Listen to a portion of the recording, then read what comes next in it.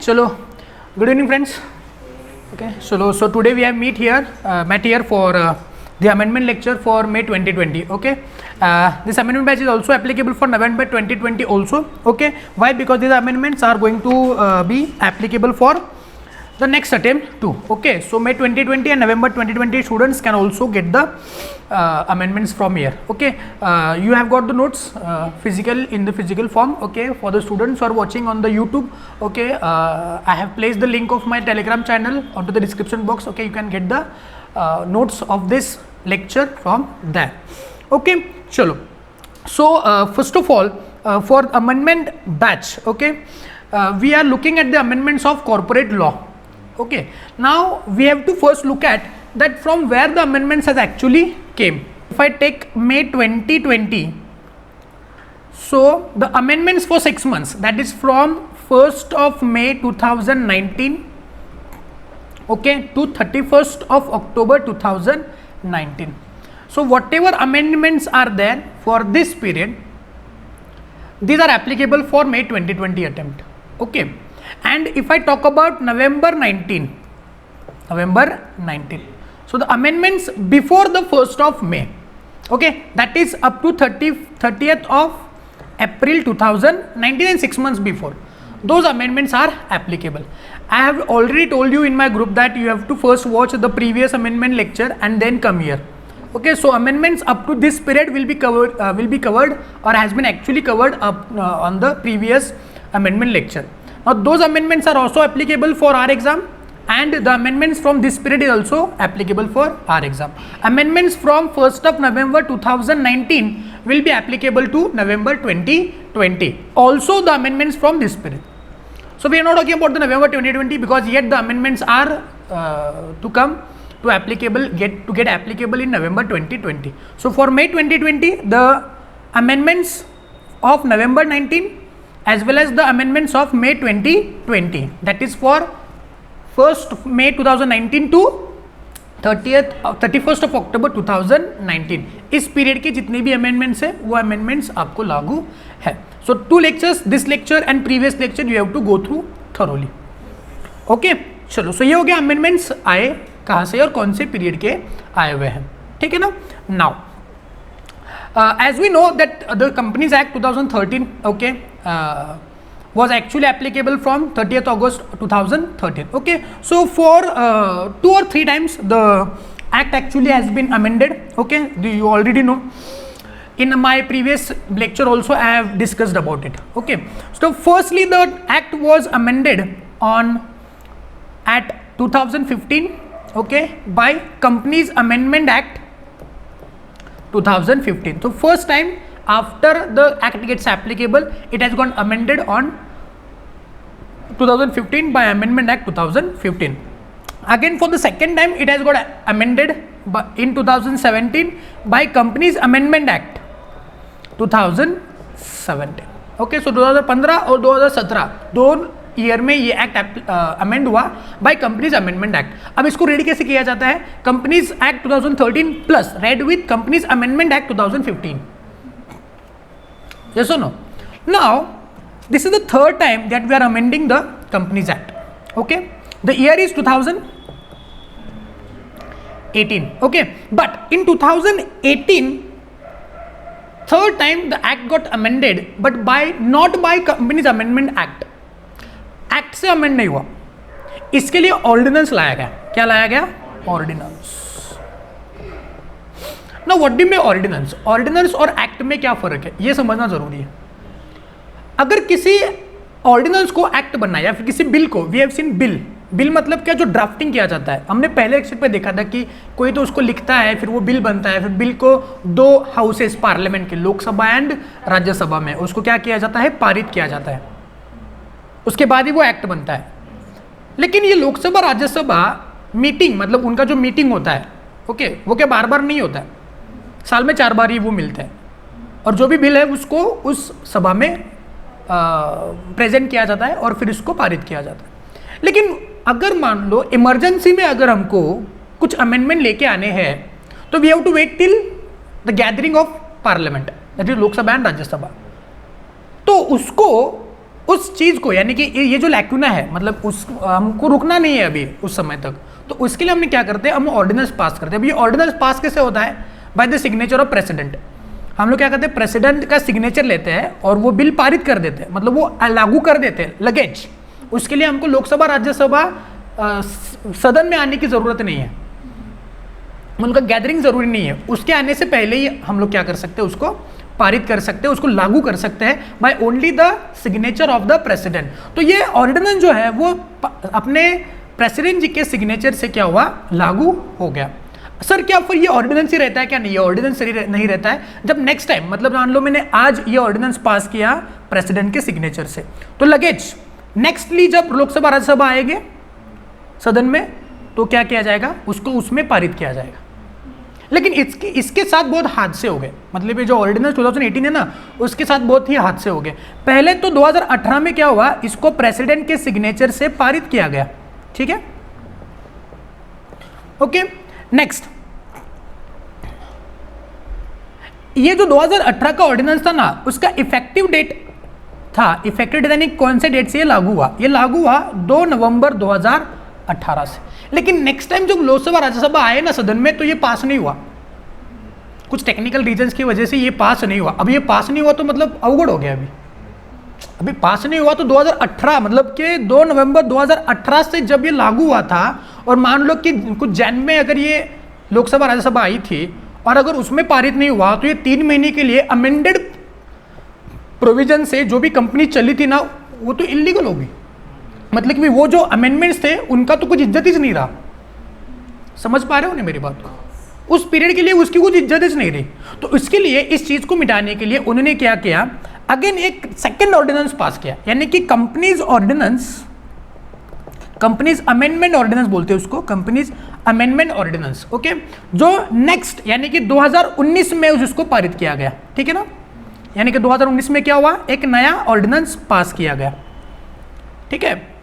लेकिन ये ऑर्डिनेंस भी जो है ना, ये जब आया था, वो आया था 12 जनवरी 2019, यानी कि 2 नवंबर के बाद 12 जनवरी को वापस से उसी ऑर्डिनेंस को वापस से लेके आना पड़ा। अब बताएंगे मुझको, इस ऑर्डिनेंस में जो बातें रहेगी वो इसी की कॉपी पेस्ट रहेगी, बिकॉज उसी को हमने आगे कंटिन्यू करना है, उसको हमने नलिफाई नहीं करना है। इसलिए वापस इसको क्या किया गया, 2019 में एक नया ऑर्डिनेंस, सेम ऑर्डिनेंस पारित किया, वापस से प्रेसिडेंट का साइन लेके बोला गया कि वो तो ऑर्डिनेंस लागू था, अब ये ऑर्डिनेंस का वैलिडिटी चला गया, बिकॉज लोकसभा राज्यसभा में पारित नहीं हुआ। तो इसके लिए अगेन उसी दिन से हम लोग क्या करेंगे, एक दूसरा ऑर्डिनेंस लेके आएंगे, उसकी वैलिडिटी और रहेगी, रिचार्ज बोलते हैं, जैसे रिचार्ज किया गया प्रेसिडेंट का सिग्नेचर से। अब इसके साथ भी हादसा हुआ, इसी साल जब लोकसभा राज्यसभा आए सदन में, पारित नहीं हुआ, समझ गए। और फिर अगेन उन्होंने companies second ordinance, amendment ordinance pass किया। आप समझ रहे हो, मतलब उसी साल 2019 में कंपनीज अमेंडमेंट सेकेंड ऑर्डिनेंस बोलते हैं, क्या बोलते हैं उसको, कंपनीज अमेंडमेंट सेकेंड ऑर्डिनेंस। अब सेकेंड ऑर्डिनेंस क्यों सर, इसको सेकेंड ऑर्डिनेंस क्यों नहीं कहा गया, बिकॉज उसका नाम कंपनीज अमेंडमेंट ऑर्डिनेंस 2019 था ना, जो 12/1/2019 को पास हुआ था। 2018 में एक हुआ था, 2019 में पहला, और 2019 में ही दूसरा। ये कब पास हुआ, 21 फरवरी 2019 को। और ये जाके क्या हुआ, पास हुआ, और ये बना अपना, क्या बोलो, कंपनीज अमेंडमेंट एक्ट 2019, जिसका इफेक्टिव डेट क्या होगा, 2 नवंबर 2018। वाई बोलो, क्यों, can anyone tell me the reason? जब ये ऑर्डिनेंस पास हुआ, तो उसका इफेक्टिव डेट क्या माना गया, मतलब कि मान लो आज मैं अमेंडमेंट लेके आया हूं, तो टैक्स में अपने पढ़ा रहेगा रेट्रोस्पेक्टिव इफेक्ट से, क्योंकि उसी को कंटिन्यू कर रहा हूं ना। तो जब फर्स्ट ऑर्डिनेंस आया 2019 में, उसका इफेक्टिव डेट डाला गया पिछले ऑर्डिनेंस का।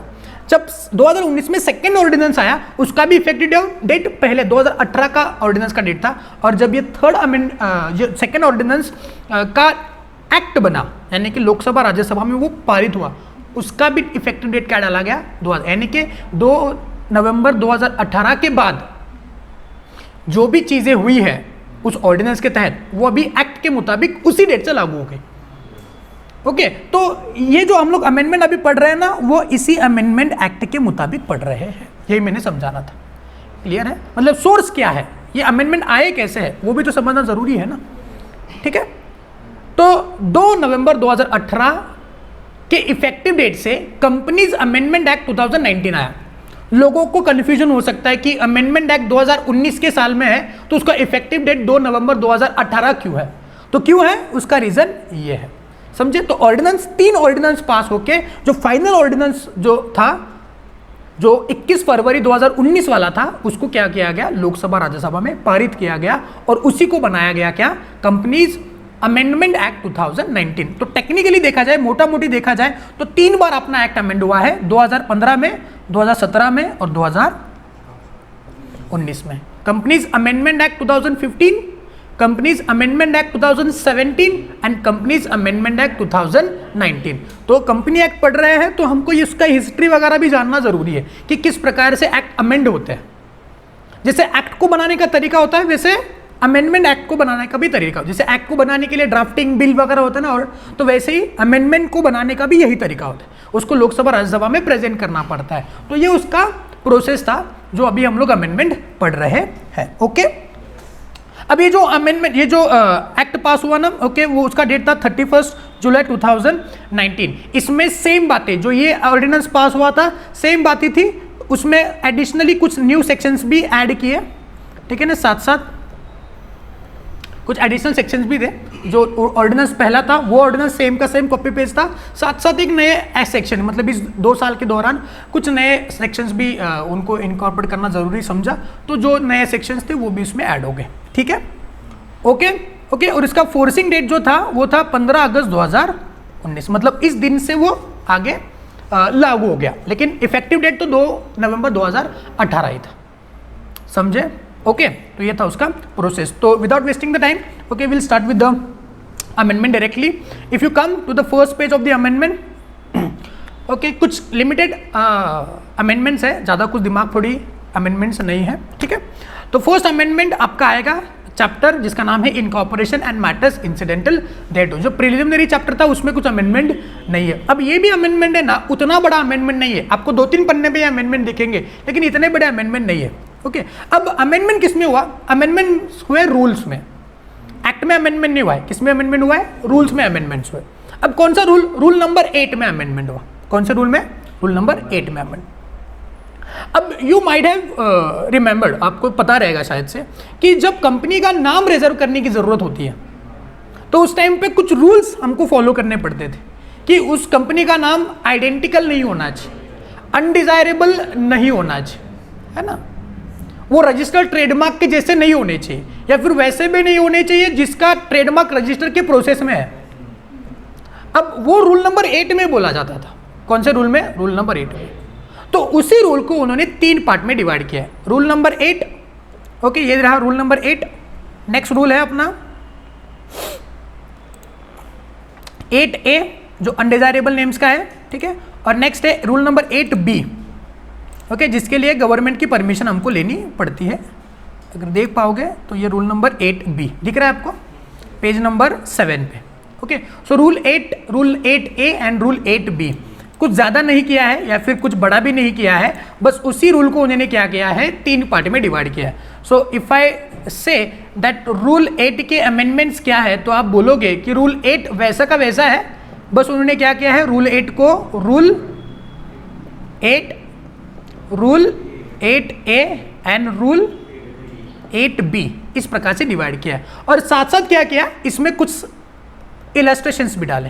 क्या डाले, इलस्ट्रेशन, ताकि लोगों को समझे, कुछ ज़्यादा एक्सप्लेन करे एग्जाम्पल्स के तौर पे कि ये देखो ये ऐसा नहीं होना चाहिए, ये देखो ऐसा नहीं होना चाहिए। ये इलस्ट्रेशन पहले नहीं थे जो अब के अमेंडमेंट से ऐड किए गए, ठीक है ना। चलो, सो रूल 8 को पढ़ते हैं हम लोग। रूल 8 क्या बोल रहे हैं, the name which resemble to nearly with the name of the existing company.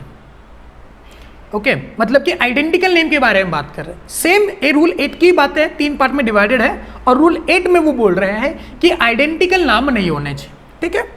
A name applied for shall be deemed to be resemble too nearly with the name of an existing company if and only if after comparing the name applied for with the name of the existing company by disregarding the matter set out in sub rule 2 the names are same। मतलब क्या, अगर मान लो जो नीचे दिए गए हैं यानी कि रूल 2 में, यानी कि ये रूल 2 में अगर ये डिसरिगार्ड नहीं होते हैं तो वो आइडेंटिकल नहीं है, अदरवाइज वो आइडेंटिकल है। यानी कि रूल 2 में जो बातें बोली है ना, अगर उसके अंदर ये बातें आ जाती है, सिमिलर के एंगल में आ जाती है, तो वो सिमिलर है, आइडेंटिकल है, अदरवाइज वो आइडेंटिकल नहीं है। ये कह रहे हैं रूल सब रूल 1 में। यानी रूल 8 सब रूल 1 में वो क्या कह रहे हैं कि जिस नाम से आपने अप्लाई किया है, okay, that will be regarded as to nearly resemble. जो भी आपका नाम है वो दो कंपनी का नियर रिजेंबल करता है, अगर ये सब रूल 2 में आ रहा है तो।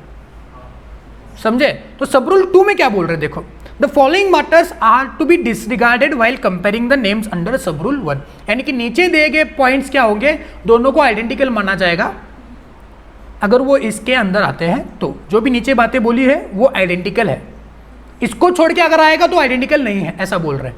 ठीक है ना?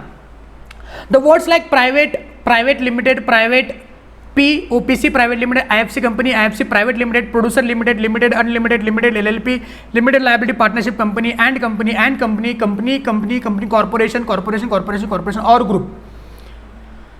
मतलब इतनी सारी बातें। अगर मान लो आपका नाम, ओके, फॉर एग्जांपल मान लो मेरी ईपीए प्राइवेट लिमिटेड है, क्या बोलो, ईपीए प्राइवेट लिमिटेड, क्या कह रहे हैं, देखो ये EPA private limited.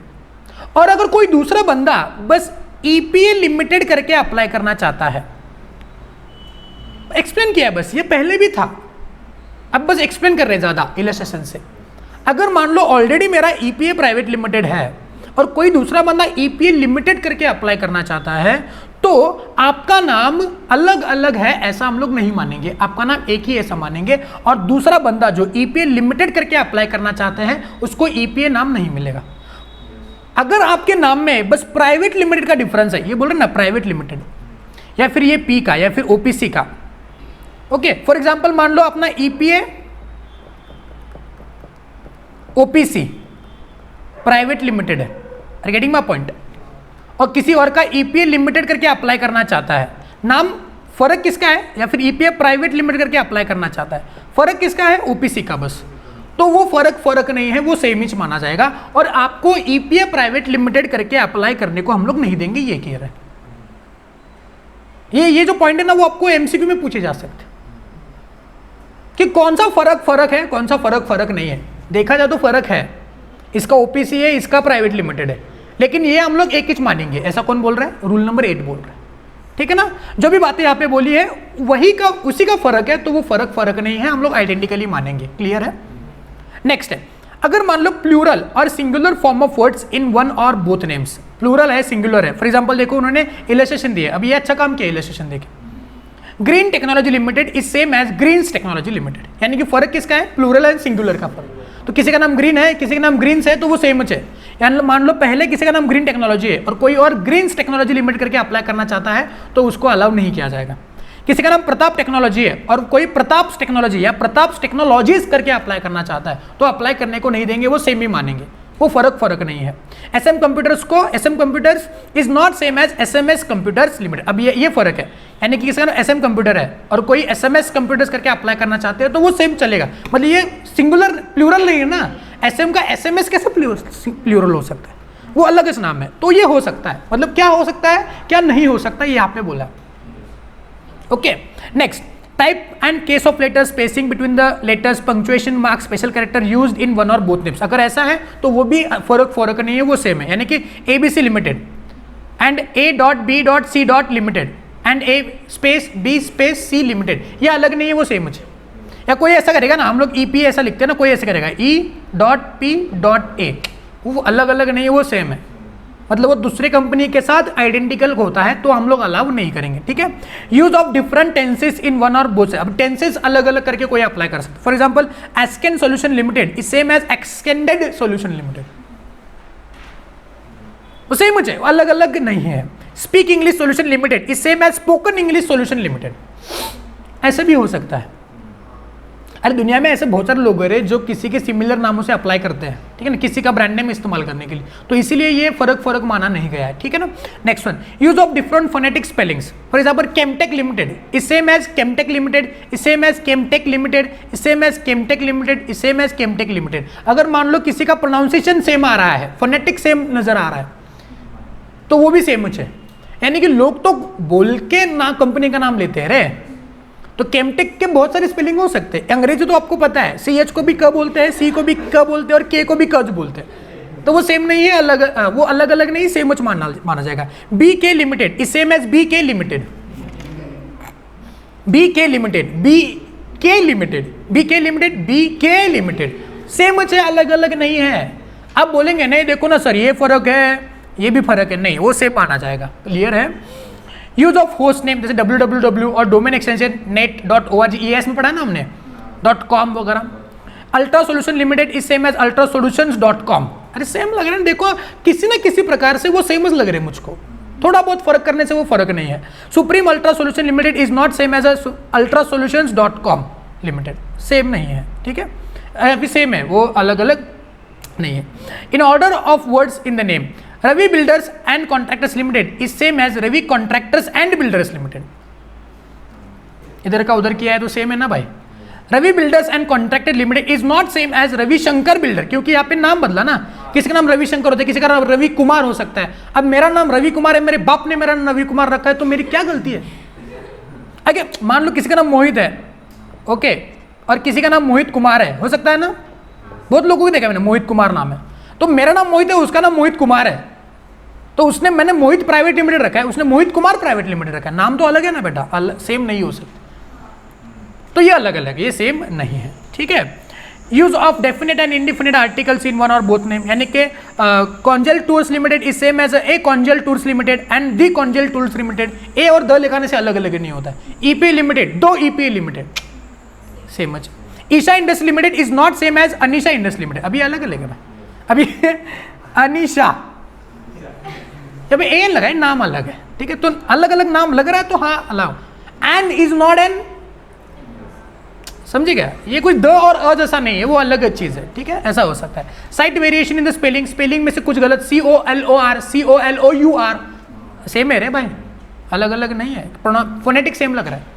Disc solution limited is same as disc solution limited, but is not same as a disco, disco अलग है, डिस्को अलग है, डिस्क अलग है, ठीक है। Complete translation or transliteration and not part there of an exist name, Hindi or in an English. Illustration देखो क्या बोले उन्होंने, national electricity corporation limited is same as a Rashtriya Vidyut Nigam limited, बस उन्होंने अंग्रेजी का हिंदी में कन्वर्ट किया है, ऐसा नहीं हो सकता। Hike construction limited is not same as the hike Nirman limited, ये अलग है, कंस्ट्रक्शन और निर्माण दोनों अलग अलग चीज है, ठीक है। Addition of the name of the place to existing name, if the salvage technology limited is an existing name it is same as salvage technologies Delhi limited and salvage Delhi technology limited, यानी कि आपने बस दिल्ली ऐड करने से आपका नाम अलग नहीं होता है, आपका नाम सेम रहेगा, ठीक है।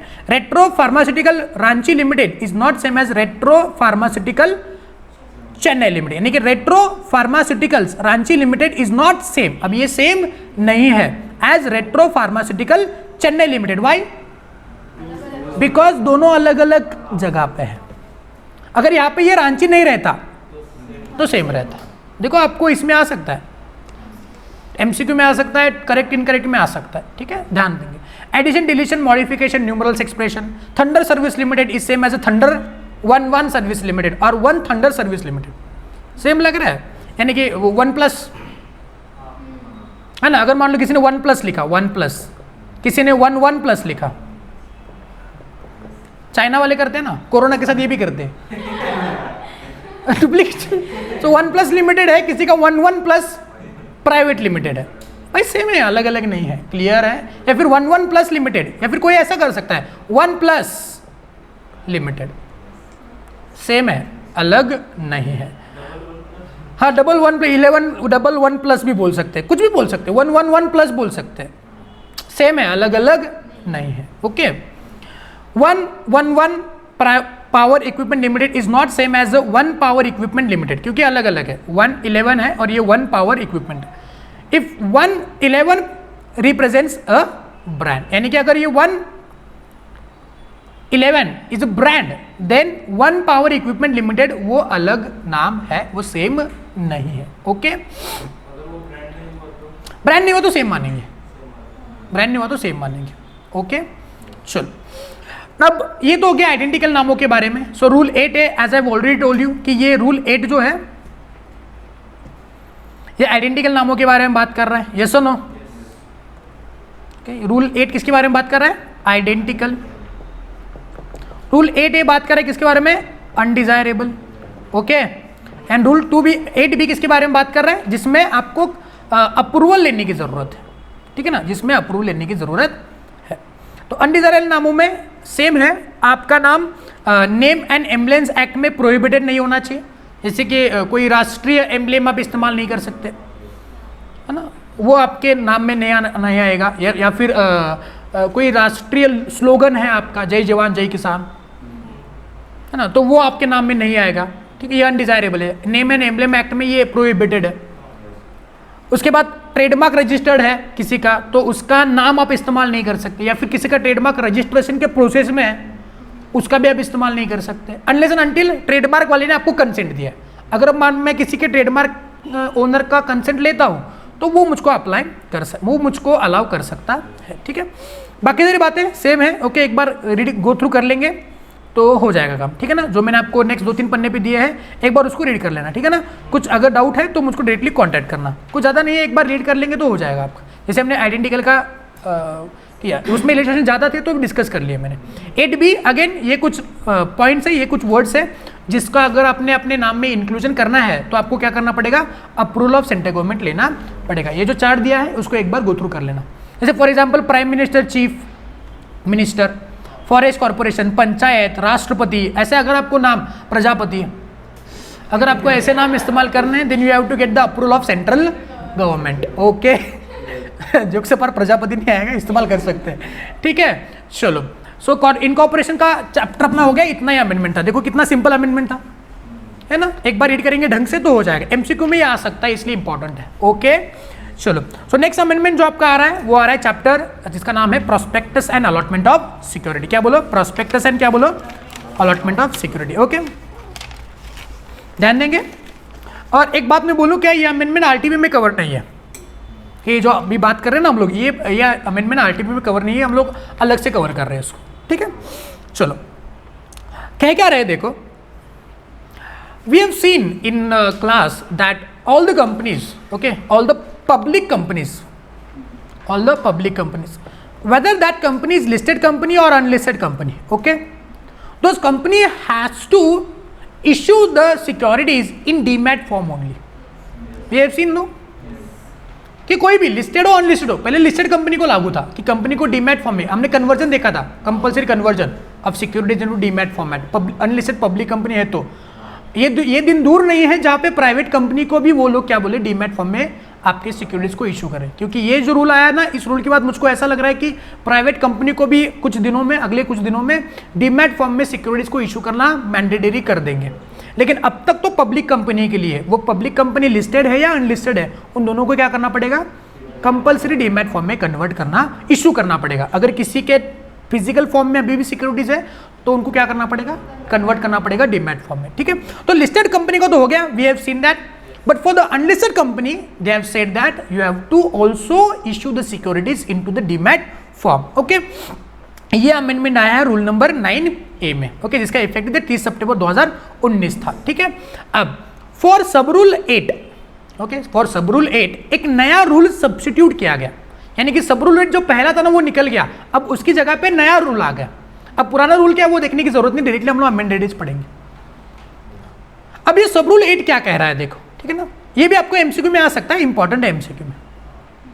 ये रूल ये कह रहा है कि एवरी अनलिस्टेड पब्लिक कंपनी, कौन सी कंपनी? एवरी, और साथ साथ आप अपने इसमें भी लिख सकते हैं ना, ऑनलाइन वगैरह कर लो, एवरी अनलिस्टेड पब्लिक कंपनी। किसके लिए लागू है ये? Unlisted public company. जो भी अनलिस्टेड पब्लिक कंपनी है ना, उन्होंने हाफ ईयरली, कैसा?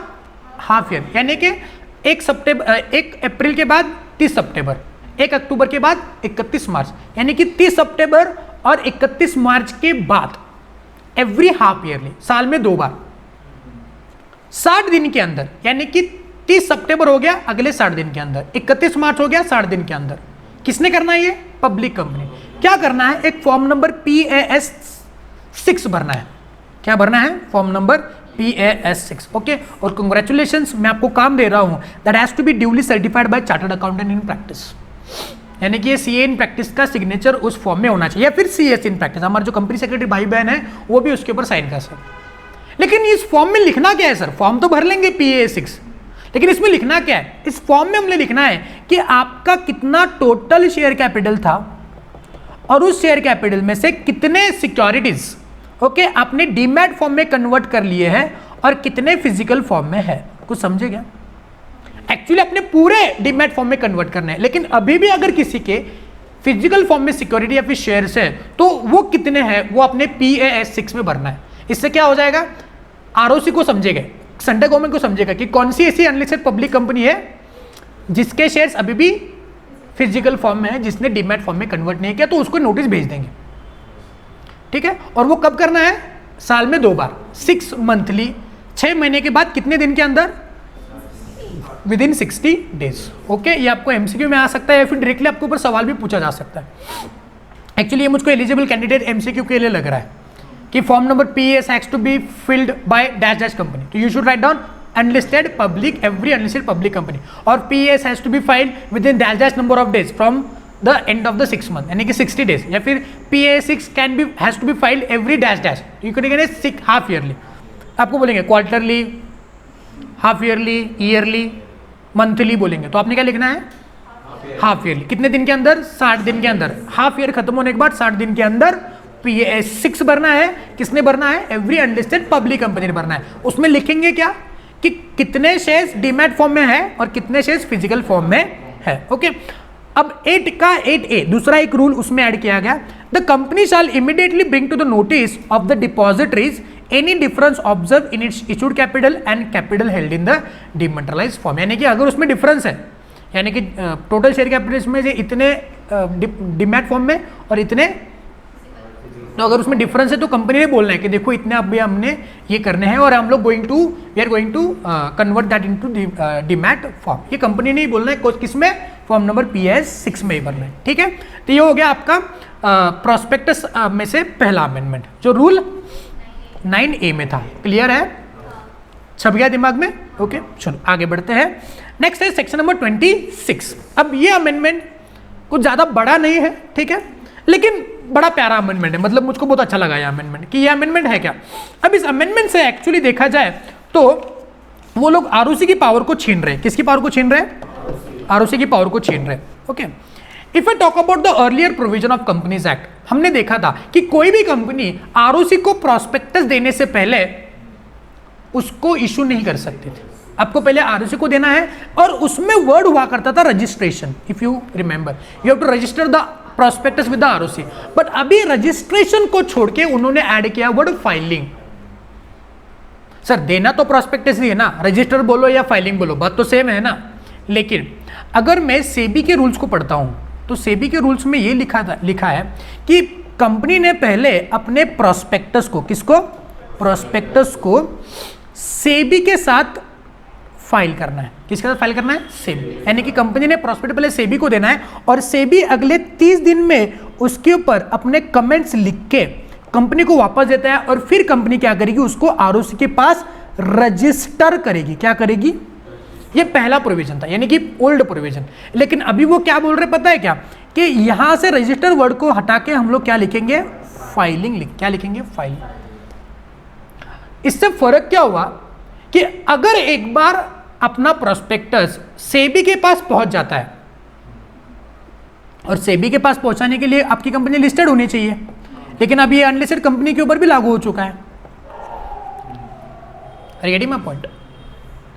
प्राइवेट कंपनी तो प्रोस्पेक्टस इश्यू नहीं कर सकता बिकॉज वो प्राइवेट प्लेसमेंट से लेता है और प्राइवेट प्लेसमेंट में प्रोस्पेक्टस की जरूरत नहीं होती। तो लिस्टेड कंपनी सेबी को तो झक मार के करती थी इशू, लेकिन अभी क्या करना है? अनलिस्टेड कंपनी ने भी सेबी के पास वो प्रोस्पेक्टस दे देना है।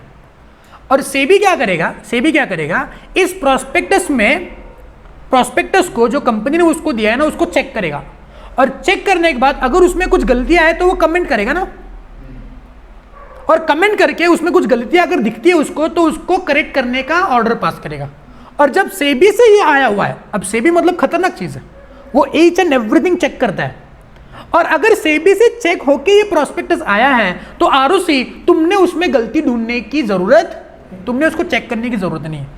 रजिस्ट्रेशन वर्ड से आरओसी को ये पावर मिलता था कि मैं उसको क्या करूंगा, चेक करूंगा, लेकिन फाइलिंग से क्या होगा, बस मैंने तुम्हारे पास सबमिट कर देना है, तुम उसके ऊपर कुछ चेकिंग नहीं कर सकते। तो आरओसी का जो पहला पावर था, किसका पावर था, टू चेक द प्रोस्पेक्टस, वो अभी इस रूल से निकाल दिया। अब इसका कंपनी को क्या फायदा है, एक बार आरओसी गलती निकालेगा, एक बार सेबी गलती निकालेगा, डबल टाइम जा रहा है ना, और आरओसी के पास जाएगा तो आरओसी चेक करने के लिए कुछ समय भी तो लेगा। अब समय की जरूरत नहीं है, why, because SEBI already check करके तुमको दे दिया।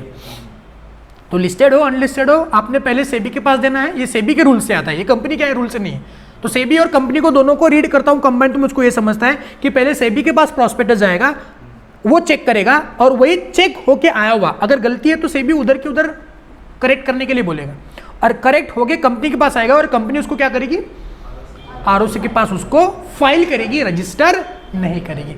रजिस्ट्रेशन वर्ड हटा के फाइलिंग वर्ड लिखने से आरओसी का चेकिंग का पावर क्या हो गया, बोलो, कम हो गया, या फिर वो पावर उसने छीन के लिया है। क्लियर है, इससे कंपनी को टाइमिंग मिलेगा या फिर टाइम उसका बचेगा, ठीक है ना। तो ये वाला वो अमेंडमेंट था। तो रजिस्ट्रेशन हटा के हमने क्या लिख दिया, बोलो, फाइलिंग लिख दिया। अब इसी अमेंडमेंट के साथ हम लोग क्या पढ़ेंगे, सेक्शन 35 का अमेंडमेंट पढ़ेंगे। उसमें क्या लिखा है, दैट इन सबसेक्शन 2C यानी कि 35 2C for the words delivery a copy of the prospectus for registration the words filing of copy of prospectus with register shall be substituted, यानी कि जो वर्ड वहां पे डिलीवरी था वहां पे वर्ड क्या हो गया, बोलो, फाइलिंग था। अब ये सेक्शन क्या है, सेक्शन 35 क्या है, सिविल लायबिलिटी। ओके, ये लायबिलिटी बहुत सारे लोगों के ऊपर आती थी। 2C को अगर मैं देखूं ना तो वो लायबिलिटी थी एक्सपर्ट के ऊपर, घर पे जाके चेक करना एक बार, यानी कि एक्सपर्ट का जो स्टेटमेंट था उसमें कि वैल्यूएशन वगैरह, शेयर्स का कितना वैल्यू है वगैरह, वो एक्सपर्ट का स्टेटमेंट उसमें था ना प्रोस्पेक्टस में, ठीक है ना। तो उसने क्या करना था कि अगर मान लो एक्सपर्ट अपना कंसेंट आरओसी के पास प्रोस्पेक्टस जाने से पहले विड्रॉ कर देता है तो वो सिविल लायबिलिटी से मुक्त हो जाता है। तो वर्डिंग कुछ ऐसा था 35 2C में कि before delivery of copy to the registrar if the expert withdraw his consent then he will be relieved from civil liability. तो अभी हम लोग उसके जगह पे क्या पढ़ेंगे, before filing a copy of prospectus with the registrar if expert withdraw his consent then he will be relieved from the civil liability. Okay, बस इतना ही सही चेंज था 26 और 35 को दोनों का मिला के। ओके, चलो नेक्स्ट अमेंडमेंट है सेक्शन नंबर 29। अब सेक्शन 29 किसका हुआ करता है, डीमैट का। ये सुनो, तो डीमैट में मतलब पब्लिक और प्राइवेट दोनों को लागू है। अब कैसे लागू है, in subsection 1B the word public shall be omitted, यानी कि उसमें वर्डिंग था every public company shall issue the shares into dematerialised form, वहां से पब्लिक निकाल के क्या लगा अभी, एवरी कंपनी। अब इससे हुआ क्या, private plus public company shall issue the shares into demat form. मैं बोला था ना कि ये दिन दूर नहीं कि जहाँ पे प्राइवेट कंपनी को भी लागू हो जाए। और एक बार अगर आपने डीमैट फॉर्म में शेयर्स को कन्वर्ट करना है तो डिपॉजिटरीज एक्ट भी आपको लग जाएगा, बिकॉज डीमैट फॉर्म में शेयर्स को कन्वर्ट करने के लिए डिपॉजिटरी एक्ट लगता है। मैंने बोला था फिजिकल फॉर्म में डिपॉजिटरी एक्ट के तहत उसको कन्वर्ट करना पड़ता है, ये सुनो। तो ये पावर दिया सेक्शन नंबर 26 में, छोटा सा अमेंडमेंट है। तो अभी पहले एवरी पब्लिक कंपनी हुआ करती थी, लेकिन अभी क्या आएगा, एवरी कंपनी। ओके, जे पे आ गया, एनी डाउट। तो ये खत्म हुआ अपना प्रोस्पेक्टस का अमेंडमेंट। एनी डाउट सो फार इन 2 चैप्टर्स? नो, सिंपल अमेंडमेंट्स एकदम, ठीक है। नेक्स्ट अमेंडमेंट है आपका किसमें, बोलो, शेयर कैपिटल में, ठीक है। तो शेयर कैपिटल एंड डिबेंचर्स में क्या अमेंडमेंट है देखते हैं। मेरे हिसाब से ये वेरी इंपॉर्टेंट अमेंडमेंट है, okay, from the exam point of view. Share capital and debentures में पहला अमेंडमेंट आता है अपना डीवीआर में। किसमें आता है, बोलो, डीवी, ठीक है। चलो, सो नेक्स्ट अमेंडमेंट है आपका share capital and debenture chapter में, ठीक है। Now the fourth amendment is with respect to the DVR. Okay, you all know what is DVR, differential voting rights वाले शेयर। इसमें होता क्या है कि आपको एक शेयर के ऊपर जो एक वोटिंग राइट मिलता था, इससे कुछ अलग वोटिंग राइट्स मिलेंगे। हो सकता है आपको एक शेयर के ऊपर 10 वोटिंग राइट भी मिले, उसके लिए आपको कुछ ज़्यादा पैसा मिले उसमें, लेकिन आपको डिविडेंड का राइट कम मिलेगा। कुछ ऐसे शेयर्स हुआ करते थे जो डीवीआर हुआ करते थे, ठीक है ना। अब उस डीवीआर को इश्यू करने के लिए बहुत सारी कंडीशंस हुआ करते थे, उन कंडीशन में अमेंडमेंट हुआ है। Okay, if you remember that हमने देखा था कि डीवीआर को इश्यू करने के लिए पहला कंडीशन ये हुआ करता था कि आपके डीवीआर कितने होने चाहिए, आपके डीवीआर कितने होने चाहिए। सो इफ यू सी कि आपका डीवीआर आपके पोस्ट डीवीआर इशू के total paid up share capital के 26% से ज्यादा नहीं होना चाहिए। ये पहला अमेंडमेंट था, ये पहला प्रोविजन था, लेकिन इसमें अमेंडमेंट करके 26% की जगह पे 74% डाला, यानी कि पहले 26% था, अब ये 74। लेकिन 74 किसका? Total voting power. तो समझ गए, पहले पेड अप शेयर कैपिटल हुआ करता था, अब ये क्या हो गया? टोटल वोटिंग पावर हो गया। यानी कि अभी आप गिनोगे तो टोटल शेयर कैपिटल पे नहीं, आप गिनोगे टोटल वोटिंग पावर। ओके, यानी कि आपके पोस्ट इश्यू कितने वोटिंग पावर है, वो voting power total voting power के 74% से ज्यादा नहीं होने चाहिए। किसके? डीवीआर के voting power 74% of total post issue of DVR से ज्यादा नहीं होने चाहिए, ठीक है ना। यानी कि पहले अगर मान लो मेरे 1000 शेयर्स हुआ करे, 1000 शेयर्स ऑफ ₹10 होने चाहिए थे, सो 10,000 पेड अप शेयर कैपिटल है मेरा, ठीक है ना। और मान लो मैं डीवीआर इशू करना चाहता हूँ, तो डीवीआर कितना इशू करना चाहता हूँ? फॉर एग्जांपल अगर मान लो मैं कुछ 100 रुपए के 100 शेयर इशू करना चाहता हूँ डीवीआर के, तो ये कितने हो जाएंगे? 1000। तो टोटल कितने हो गए? 11,000। तो अर्लियर प्रोविजन 26%, तो जिसका जितना भी 26% आता है, ओके 2626 आ जाएगा अराउंड, तो 2626 से ज़्यादा नहीं होने चाहिए। मतलब ये मेरा जो डीवीआर इशू था वो क्या था? लीगल था, मतलब वो 2626 के अंदर था। Are getting my point? यानी कि अभी मैं डीवीआर कितने बढ़ा सकता हूँ? 1626 से बढ़ा सकता हूँ, लेकिन अभी मैं क्या करूँगा? इसको वोटिंग पावर पे गिनूंगा। किस पे गिनूंगा? वोटिंग पावर पे गिनूंगा। यानी कि मेरे जितने total post issue voting power हो जाएंगे उससे ज़्यादा ये मेरे नहीं होने चाहिए, ठीक है ना। अगर हम लोग उसको कुछ ऐसा मान लेते हैं कि कंपनी के मान लो कुछ शेयर्स थे, मैंने यहाँ पे एक एग्जांपल भी लेके आया हूँ, ठीक है। अगर मान लो मेरे 26,000 शेयर्स थे, okay, if I take the example of 2600 shares, कितने बोलो? 2600 शेयर्स, ये थे मेरे डीवीआर के। किसके शेयर थे बोलो? डीवीआर के, ठीक है ना। और मान लो मेरे 7400 शेयर्स थे, वो नॉर्मल शेयर्स थे। किसके शेयर थे बोलो? नॉर्मल शेयर्स थे, ठीक है। तो अगर मान लो टोटल मैं इसका लूंगा तो ये 10,000 शेयर्स हो जाएंगे। कितने शेयर होंगे बोलो? 10,000 शेयर्स। अगर मान लो मैं ये डीवीआर, ओके, एक शेयर को 10 वोटिंग पावर देना चाहता हूँ, कितने? 10 वोटिंग पावर, तो टोटल वोटिंग पावर कितने हो जाएंगे? 26,000। एक डीवीआर को 10 वोटिंग पावर है, कितने वोटिंग पावर है? 10 वोटिंग, तो 26,000 और ये कितने हो जाएंगे? 7,400। ओके, टोटल कितना हो गया? 33,400। ये हो गया टोटल शेयर कैपिटल, ये हो गया टोटल वोटिंग पावर। अब इसका क्या निकालूंगा मैं? 74% निकालूंगा और उसको कंपेयर करूंगा इससे। समझ रहे? अरे सुनो, इसको मान ले मैं 10 रुपए का भी शेयर मान लेता हूं। कितने का? 10 रुपए का। तो ये कितना हो जाएगा?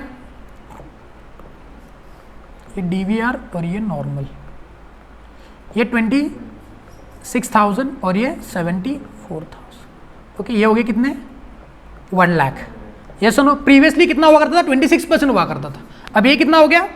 ये वो टोटल वोट्स है, ये क्या बोलो? Total votes. ये सुनो, ये हो गया रुपीज।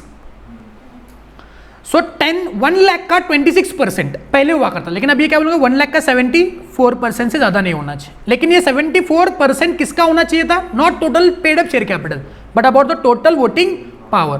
तो ये रूल अभी 74% ऑफ 1 लाख नहीं होगा, 74% ऑफ 33,400 होगा, क्योंकि उसके ऊपर टोटल वोटिंग पावर है 33,400। कुछ समझे? क्लियर है? मतलब ये पहले 26% ऑफ दिस हुआ करता था, अब ये 74% ऑफ दिस वोटिंग पावर। मतलब 1 लाख का 26% निकालने के बजाय मैं 1 लाख रुपए के शेयर्स पे कितने वोटिंग पावर है पोस्ट इश्यू ऑफ डीवीआर, यानी कि डीवीआर के वोटिंग पावर, यानी कि एक शेयर को 10 वोटिंग पावर दिला ना मैंने, तो उसके total voting power plus normal shares के वोटिंग पावर, उसको ऐड करके जितने टोटल वोटिंग पावर है उसके 74% से कम होने चाहिए, यानी कि 74% तक होने चाहिए। ओके, अगर वो उससे ज्यादा हो रहे तो फिर ये आप उसने वोटिंग पावर वाले डीवीआर इशू नहीं कर सकते। अब ये 74% ही क्यों? इस 74% से उन्होंने स्पेशल रेजोल्यूशन पास करने का पावर डीवीआर होल्डर को नहीं दिया, यानी कि टोटल वोटिंग पावर का अगर 74% से ज्यादा भी अगर डीवीआर होल्डर को मिलता है तो कंपनी के जो इंपॉर्टेंट डिसीजन मेकिंग है ना वो डीवीआर होल्डर के पास चले जाएंगे। हाँ, वो ऑर्डिनरी रेजोल्यूशन पास कर सकते हैं लेकिन स्पेशल रेजोल्यूशन पास नहीं कर सकते। कौन? DVR holder. इसीलिए वो 74% तक सीमित रखा हुआ है। Are you getting my point? Any doubt about it? No? So amendment क्या हुआ आपका कि डीवीआर कितने नहीं होने चाहिए?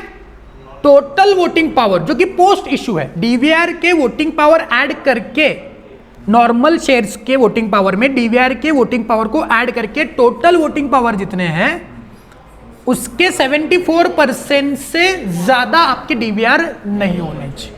ओके, ये नया अमेंडमेंट है, ये वेरी इंपॉर्टेंट अमेंडमेंट है, ठीक है ना। अब नेक्स्ट जो आपका ये था कंडीशन था डीवीआर को इश्यू करने के लिए कि कंपनी के पास पिछले 3 साल में डिस्ट्रीब्यूटेबल प्रॉफिट होना चाहिए, वो कंडीशन अभी नहीं रहा, वो कंडीशन निकल गया। ओके, और थर्ड वो क्या है कि 5 साल से 10 साल का जो ये सब्स्टिट्यूशन है वो हो गया। अब ये 5 साल से 10 साल क्या चीज है? Okay, if you see rule number 12(1), अब शेयर कैपिटल का अगर मैं रूल 12(1) देखता हूं, ठीक है ना, तो उसमें देखो वो क्या बोल रहे हैं। ये अभी डीवीआर का नहीं है, ठीक है ना, ये अलग है, ये ईसॉप का अमेंडमेंट है। ओके, यहां तक डीवीआर के अमेंडमेंट्स है, 2 डीवीआर के अमेंडमेंट्स है, जो 26% का 74% और 3 साल का ये क्या हो गया बोलो अमेंडमेंट हो गया। 3 साल का डिस्ट्रीब्यूटेबल प्रॉफिट जो है कंडीशन निकल गया है। अब ये जो अमेंडमेंट है वो किसका अमेंडमेंट है? ईसॉप का अमेंडमेंट है। What is ESOP? Employee stock option plan. Okay, अब ये ईसॉप के शेयर्स किसको इशू होते हैं बोलो?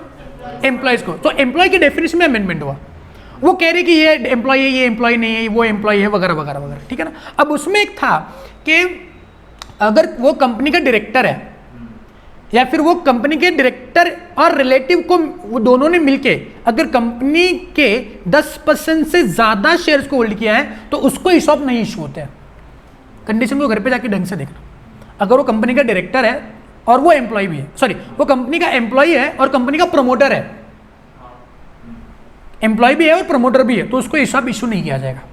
या फिर वो कंपनी का डायरेक्टर है, कंपनी का क्या बोलो? डायरेक्टर है, और वो डायरेक्टर अपने रिलेटिव्स के साथ मिलके कंपनी के 10% से ज्यादा शेयर कैपिटल होल्ड करता है तो उसको हम लोग एम्प्लॉय में गिनेंगे नहीं। Okay, but to promote the startups, जो स्टार्टअप कंपनी थे ना, कंपनीज है ना, उनको ये रिलैक्सेशन था कि ये दोनों कंडीशन, कौन सी कंडीशन? अगर वो कंपनी का एम्प्लॉय भी है और प्रमोटर भी है और कंपनी का डायरेक्टर है और दोनों रिलेटिव के साथ मिलके अगर 10% से ज्यादा होल्ड करता है तो ये कंडीशन 5 साल के लिए लागू नहीं हुआ करती थी। अब ये 5 साल का 10 साल पे एक्सटेंड कर लिया है, यानी कि 10 साल तक अगर स्टार्टअप कंपनी है तो 10 साल तक वो क्या कर सकते बोलो?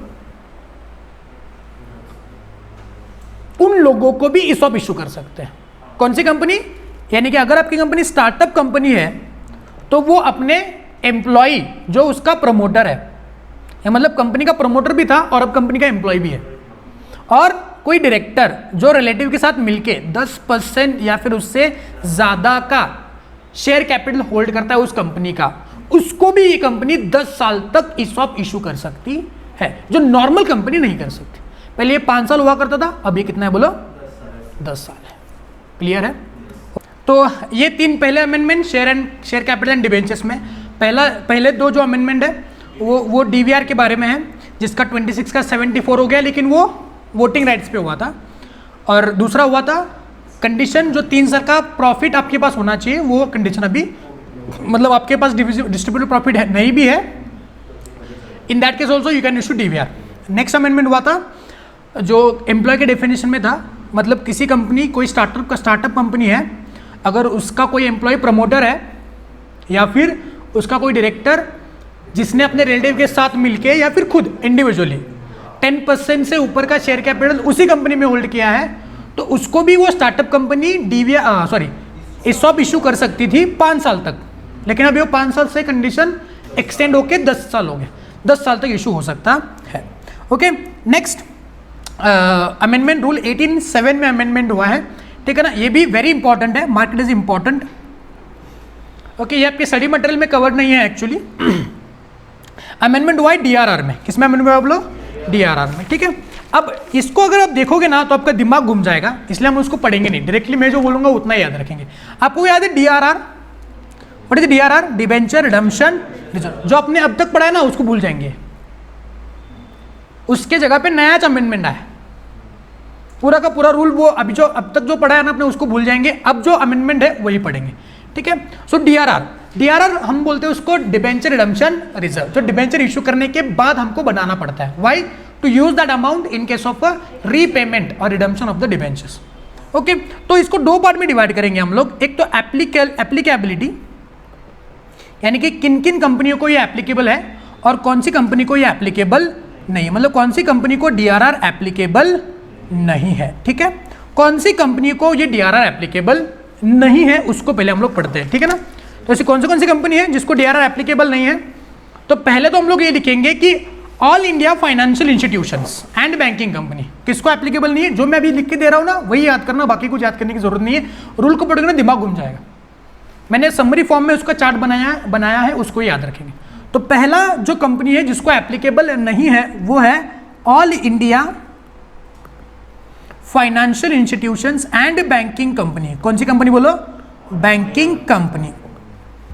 ओके, भले ही ओके इन लोगों ने पब्लिक इशू किया है और प्राइवेट प्लेसमेंट किया है। क्या किया है बोलो? पब्लिक प्लेसमेंट, यानी कि पब्लिक इशू करके डिबेंचर इशू किए हैं या प्राइवेट प्लेसमेंट करके, यानी कि कंपनी पब्लिक कंपनी है, लिस्टेड है या अनलिस्टेड है, कोई भी हो, लिस्टेड है या सो लिस्टेड और अनलिस्टेड कुछ भी हो, इन लोगों ने अगर डिबेंचर इशू किया है तो इनको DRR बनाने की जरूरत नहीं। वाई? अरे ये फाइनेंशियल इंस्टीट्यूशन है, बैंकिंग कंपनी, इनके पास पैसा पड़ा रहता है, इनको वापस से रिजर्व करने की जरूरत क्या है? समझ गए ना, ये पैसे वाली कंपनी है, अमीर कंपनी है, उनको वापस से रिजर्व करने की जरूरत नहीं है, ऐसे उड़ाते पैसे। समझे नहीं समझे? क्लियर है? तो इसलिए इनको क्या नहीं है, DRR बनाने की जरूरत नहीं है। उसके बाद अगर मान लो आपकी कंपनी लिस्टेड कंपनी है, कोई भी कंपनी जो लिस्टेड है, भले आपने क्या किया, प्राइवेट प्लेसमेंट के जरिए डिबेंचर इशू की है या फिर पब्लिक इशू करके डिबेंचर इशू किए, आपको DRR एप्लीकेबल नहीं। मतलब लिस्टेड कंपनी जो भी हो, लिस्टेड कंपनी जो भी हो, उन्होंने किसी भी प्रकार से डिबेंचर इशू किया है, DRR एप्लीकेबल नहीं। क्लियर है क्या? समझे? उसके बाद अगर आपकी company national banking financial corporation और हाउसिंग फाइनेंस कॉर्पोरेशन, अगेन पैसे वाली कंपनी, उन लोगों को भी DRR एप्लीकेबल नहीं है। इसको छोड़ के बाकी सारी कंपनी को, other than this all companies must maintain DRR। और बची कौन सी? Unlisted company. कौन सी कंपनी? Unlisted company. अब अनलिस्टेड कंपनी में पब्लिक कंपनी हो या प्राइवेट कंपनी, समझे क्या? उन लोगों को क्या करना है? DRR बनाना है। कुछ समझे क्या रे? अरे क्लियर है? पक्का? लेकिन अपनी निर्मला सीतारमण जी लास्ट ईयर उन्होंने अमेंडमेंट लाया, ठीक है ना। DRR पहले कितना बनाना पड़ता था?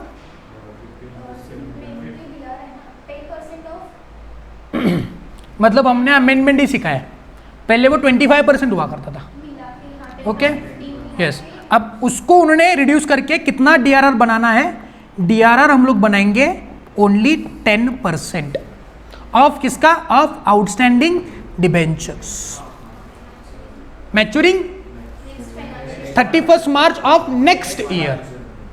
अगले साल के 31 मार्च तक जितना डिबेंचर रिडीम आउटस्टैंडिंग है, ओके, या फिर रिडीमेबल है, उसका क्या बनाएंगे हम लोग? 10% का DRR बनाएंगे। ओके, साथ साथ एक DRI भी था, यानी कि इन पैसे को कहाँ पे इन्वेस्टमेंट करेंगे, इन पैसों को कहाँ पे इन्वेस्टमेंट करेंगे।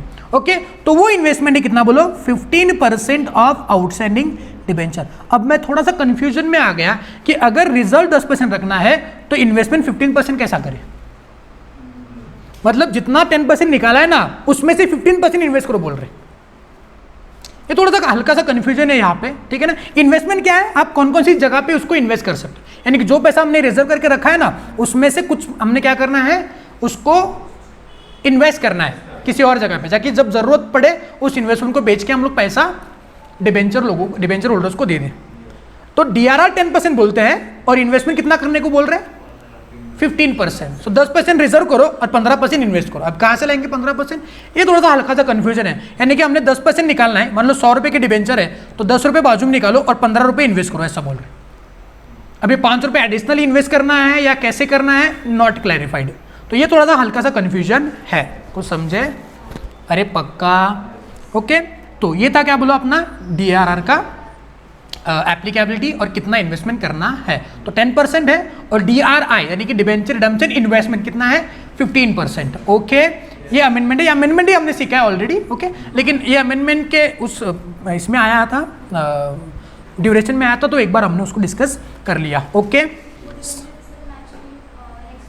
यस, किसका 10% ना, 15% भी सेम, जितना मैच्योर हो रहा है उसका 15%, जितना आप रिजर्व बना रहे हो ना उसी के ऊपर 15%, यानी कि जो आपने लिया था बेस उसी का 15% इन्वेस्टमेंट करने के लिए बोल रहे हैं। यानी कि जो 100 रुपये बोला था ना मैंने, ये मैच्योरिंग है, उसका ही 15% इन्वेस्ट करने के लिए बोल रहे हैं। अब ये 10% अगर निकाला है 10 रुपये, तो 15 रुपये कैसे इन्वेस्ट करेंगे, कंफ्यूजन है, इसलिए इसके ऊपर ज़्यादा क्लैरिफिकेशन अब तक आया नहीं है। ओके, तो यहाँ पे खत्म हुआ अपना क्या बोलो, amendment for the prospectus and allotment of securities. Okay, और एक अमेंडमेंट जो अमेंडमेंट नहीं है एक्चुअली। ओके, अगर मान लो अपने पार्टली कन्वर्टेबल डिबेंचर है तो जो कन्वर्टेबल पोर्शन है उसके ऊपर DRR नहीं बनाएंगे, जो नॉन कन्वर्टेबल पोर्शन है उसके ऊपर बनाएंगे। अब ये और ये जो DRI जो बनाना है ना वो अपने कब तक बनाना है, 30th of April every year, 30 April every year अपने वो DRI यानी कि इन्वेस्टमेंट ट्रांसफर कर देने है। इतना ही लिखा, पूरा वापस एक बार पढ़ेंगे ढंग से तो और समझ और क्लियर होगा। ये जो चार्ट है उसको आप लोग राइट डाउन कर लेंगे, ठीक है ना, ये जो चार्ट है वो राइट डाउन कर लेंगे, ठीक है। मैं आपको क्या कर रही है ग्रुप पे भेज दूंगा ताकि अपना टाइम यहाँ पे बचे, ठीक है ना। ओके, जो यूट्यूब पे देख रहे हैं वो भी उसको पॉज करके लिख सकते हैं। ओके, चलो आगे बढ़े। नेक्स्ट अमेंडमेंट आएगा अपना मैनेजमेंट एंड एडमिनिस्ट्रेशन चैप्टर से, ठीक है ना, छोटा सा अमेंडमेंट है, कर लेंगे। ओके, अब सेक्शन नंबर 90 जो अपना वो रोजबू हुआ करता था, register of significant beneficial owner. अब बेनिफिशियल ओनर का डेफिनेशन वगैरह वो हमने ऑलरेडी देख लिया है, उसको अभी यहाँ पे डिस्कस करने की जरूरत नहीं है, ठीक है ना। अमेंडमेंट क्या हुआ है वो थोड़ा पढ़ लेते हैं। ओके, आफ्टर सबसेक्शन 4 यानी कि 90 सबसेक्शन 4 के नीचे 4A सेक्शन एक डाला है, इसमें कंपनी को पावर दिया है कि बेनिफिशियल ओनर या फिर सिग्निफिकेंट बेनिफिशियल ओनर को ढूंढने के लिए कंपनी क्या कर सकती है, कुछ नेसेसरी स्टेप्स ले सकती है, यानी कि कंपनी को जो ठीक लगे वो कंपनी कर सकती है to find out who is a significant beneficial owner. Beneficial owner हो गए, सिग्निफिकेंट बेनिफिशियल ओनर भी अपना अलग है, कंपनी ने वो रजिस्टर मेंटेन करना है। देखो, अब कंपनी को लोगों ने भी बोलना है कि मैं सिग्निफिकेंट बेनिफिशियल ओनर हूं, और साथ साथ कंपनी भी ढूंढ सकती है किसी भी प्रकार से, वो CA को कॉल कर सकती है, अपने किसी रिलेटिव को कॉल कर सकती है, उस बंदे को डायरेक्टली जाके पूछ सकती है। तो ऐसे करके इसको छोड़ के और भी कुछ कंपनी स्टेप्स लेना चाहती है to find out who is significant beneficial owner, वो कंपनी कर सकती है, वो कंपनी को एक पावर दिया है। तो it is a power given to the company by central government that they can do whatever they want to find out the significant beneficial owner. बस इलीगल बातें मत करना, बस इलीगल बातें नहीं करना है, लीगली तरीके से जो आप जिस भी प्रकार से सिग्निफिकेंट बेनिफिशियल ओनर को ढूंढना चाहते हो वो आप कर सकते हो, ठीक है ना। नेक्स्ट वन, सबसेक्शन 9A को एक नया इंसर्ट किया है, यानी कि ये एडिशन था। ओके, सेक्शन 9A नया ऐड किया है, वो क्या बोल रहे हैं कि the words are required to take necessary steps under section 4A shall be inserted, यानी कि क्या कि इस 9 के बाद 9A जो सेक्शन आया ना, ओके, उसमें ये वर्ड ऐड करना है, और required to take necessary steps. क्या है कि अगर मान लो कंपनी रजिस्टर मेंटेन करने में फेल हो जाती है, 9A क्या बोल रहा है वो बता रहा हूं मैं आपको, कि कंपनी अगर रजिस्टर मेंटेन करने में फेल हो जाती है तो कंपनी के ऊपर कुछ पेनल्टी हुआ करती थी। अब कंपनी के ऊपर और एक है, तुमको बोला था ना कि नेसेसरी स्टेप्स लो, अगर कंपनी नेसेसरी स्टेप, ये पावर भी दिया है, और अगर इस पावर का इस्तेमाल आपने नहीं किया तो आपके ऊपर पेनल्टी लगाएंगे, ये यहाँ पे बोला है। मतलब ये पेनल्टी का सेक्शन है, 9A पेनल्टी का सेक्शन है। इस पेनल्टी के सेक्शन में पहले क्या लिखा जाता था कि if company fails to maintain the register required under section 90 then company will be penalise by this and this, जो भी पेनल्टी था वो उसमें और एक ऐड किया, अगर रजिस्टर मेंटेन करने में फेल हो जाती है या फिर it fails to take the necessary steps under 4A, यानी कि ये 4A में, तो कंपनी के ऊपर पेनल्टी लगेगा। ओके, यानी कि पावर भी दिया है और पावर को अगर आपने एक्सरसाइज नहीं किया तो पेनल्टी भी है। कुछ समझे क्या? ओके, चलो, तो ये खत्म हुआ अपना क्या बोलो, मैनेजमेंट एंड एडमिन। छोटा सा अमेंडमेंट था, ओके, डिस्कस कर लिया हमने, ठीक है ना। चलो नेक्स्ट, सेकंड लास्ट अपना ये चैप्टर अमेंडमेंट, सेकंड लास्ट नहीं एक्चुअली लास्ट इज चैप्टर है अपना अमेंडमेंट्स का, chapter that is the name of the chapter is accounts of the company. Okay, अब सेक्शन 132 पहला सेक्शन, इसमें अमेंडमेंट वाला वो था नाफरा, एज यू ऑल नो नाफरा। अब नाफरा को उन्होंने क्या अमेंडमेंट लाया नाफरा में, ओके, तो वो बोल रहे हैं कि नाफरा क्या कर सकता है अपने पावर को एक्सरसाइज करने के लिए। नाफरा के पास कितने पावर्स थे, पावर्स एंड ड्यूटीज थे। अब उस पावर्स एंड ड्यूटीज को परफॉर्म करने के लिए वो अलग अलग डिवीजन बना सकते हैं, ऐसा पावर उनको दे दिया, ये पावर दिया नाफरा को आगे कि वो लोग क्या कर सकते हैं, एक अलग अलग डिवीजन बनाए। अभी कंपनी इतनी बड़ी दुनिया, इंडिया है, इतना बड़ा इंडिया, उसमें बहुत सारी कंपनीज, बहुत सारे ROC। अब नाफरा अकेला कहाँ पे देखेगा, तो वो नाफरा क्या कर सकता है, छोटे छोटे डिवीजन बना के उस पावर को एक्सरसाइज, फंक्शंस को एक्सरसाइज कर सकता है। Because they have to keep eye on each and every company, no professionals who are doing audit of that company, CS, CA, इन लोगों के ऊपर ध्यान देना है ना, तो वो ध्यान देने के लिए, अपने फंक्शंस को एक्सरसाइज करने के लिए वो छोटे छोटे डिवीजन बना सकते हैं in each part of the state, each part of the country, and अपने फंक्शंस को एक्सरसाइज कर लेंगे। तो ये पावर दिया है कि वो डिवीजन बना सकते हैं। अब डिवीजन बनाने के लिए they can have only executive body. अब डिवीजन बनाएंगे तो वो डिवीजन में कुछ लोग भी तो काम करने चाहिए। नाफरा का 11 लोग थे नाफरा की बॉडी में, ये सुनो, अभी 11 लोग कहाँ पे जाएंगे, तो वो 11 लोग और कमिटीज को बिठा सकते हैं एग्जीक्यूटिव बॉडी डिवीजन बना के, और फिर वो लोग क्या करेंगे, अपना काम करेंगे, नाफरा का काम करेंगे। तो ये बोला है अपने 1A, 3A और 3B में, ठीक है। जिस डिवीजन का एक चेयरपर्सन होगा, फुल टाइम मेंबर होंगे उसमें, जो लोग काम करेंगे। Okay, not so important from exam point of view, बस नॉलेज पॉइंट ऑफ व्यू तो इंपॉर्टेंट था कि नाफरा क्या कर सकता है, अपने फंक्शन को एक्सरसाइज करने के लिए नए नए डिवीजन बना सकता है, ठीक है ना। ओके, चलो नेक्स्ट वन था, नेक्स्ट उसमें अब ये थोड़ा CA इन प्रैक्टिस के लिए एक अच्छी बात किया है इंस्टीट्यूट ने, अपने कंपनीज एक्ट ने। अगर मान लो नाफरा को लगता है कि कोई मेंबर मिसकंडक्ट करता है, CA इन प्रैक्टिस क्या करता है, मिसकंडक्ट करता है, यानी कि जैसे सत्यम हुआ था, तो उसको पता चला कि ऑडिट ढंग से नहीं हुआ है, फिर उन्होंने फ्रॉड किया है, तो उस टाइम पे नाफरा क्या कर सकता था कि उस CA को उसका मेंबरशिप बस कैंसिल करता था। लेकिन अभी मेंबरशिप कैंसिल नहीं होगा नाफरा में, अमेंडमेंट मेंबरशिप कैंसिल नहीं होगा, ये अच्छी बात है अपने लिए।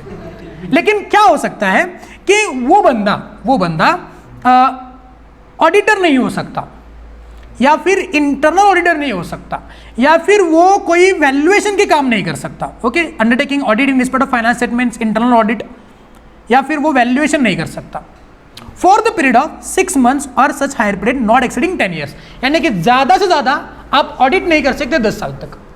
अब ये जो सच हायर पीरियड है ना, वो दोनों के लिए एप्लीकेबल है, मतलब ये नीचे लिख सकते हैं आप, मतलब इसके लिए भी ये एप्लीकेबल है और इसके लिए भी एप्लीकेबल है, ठीक है। मतलब आप ऑडिटर नहीं हो सकते। मान लो कि अभी साक्षी है, तो साक्षी CA है, उसने कुछ फ्रॉड किया, तो नाफरा ज्यादा से ज्यादा उसको बोल सकता है कि तू उस कंपनी की ऑडिटर नहीं हो सकती, किसी और कंपनी की ऑडिटर नहीं हो सकती, तू किसी और कंपनी की इंटरनल ऑडिटर नहीं हो सकती, किसी और कंपनी की वैल्यूएटर नहीं हो सकती। मिनिमम 6 months, मैक्सिमम 10 years तक तुमको डिबारेशन हो सकता है, मतलब तुमको डिबार किया जाता है, तुम्हारा मेंबरशिप कैंसिल। हाँ, तुम जॉब कर सकती हो, मतलब तुम ऑडिट नहीं करते, मतलब प्रैक्टिस में नहीं रह सकते।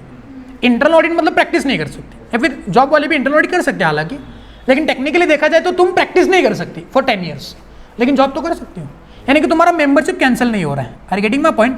लेकिन पहले वो मेंबरशिप के ऊपर रहते, रोजी रोटी पेट के ऊपर लात मारा था पहले। काम तो गलत तो हमने ही किया था, लेकिन डायरेक्टली पेट के ऊपर लात मारा। अभी गलती तो किससे नहीं होती, इंसान तो गलतियों का पुतला होता है, वैसे देखा जाए तो गलती होती है, एक बार उसको सजा दो, लेकिन सजा इतनी भी बड़ी मत दो कि उसके बाल बच्चे रोड पे आ जाए। ये कुछ अच्छा काम किया है फैमिली मेंबर्स को नज़र में रख के कंपनीज एक्ट ने, क्लियर है। तो आपको क्या किया जाता है, ऑडिटर बनने से रोका जा सकता है, या फिर आपको इंटरनल ऑडिट बनने से रोका जा सकता है, या फिर आपको वैल्यूएटर बनने से रोका जा सकता है फॉर 6 मंथ्स, मिनिमम 6 मंथ की तो होगी, अब इतना तो आपको सदा मिलना ही पड़ेगा, मिल ही सकता है, और मैक्सिमम कितना 10 साल, 10 साल तक ये जा सकता है। 10 साल के बाद अगर जिंदा हो, टाइगर जिंदा है तो टाइगर ऑडिट भी कर सकता है, टाइगर इंटरनल ऑडिट भी कर सकता है, टाइगर वैल्यूएटर भी कर सकता है। बस ये मतलब टाइगर ही होते हैं, और क्या होता है, कुछ समझे क्या, झेपिया क्या?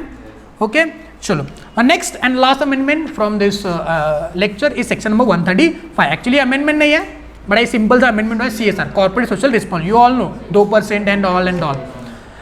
सो ये बोल रहे हैं पहला कि आप लोग कंट्रीब्यूशन कहाँ पे करेंगे, यानी कि CSR अगर आप कंट्रीब्यूशन करना चाहते हो तो कहाँ पे कंट्रीब्यूशन कर सकते हो। तो अमेंडमेंट पहले इसमें हुआ कि you can do contribution to the incubators, वो इंक्यूबेटर अथॉरिटीज या फिर कोई भी कंपनी है, इंक्यूबेटर यानी कि अथॉरिटी या फिर जो भी बॉडी है, जो भी कंपनी है जो सेंट्रल गवर्नमेंट और स्टेट गवर्नमेंट से फंडेड है।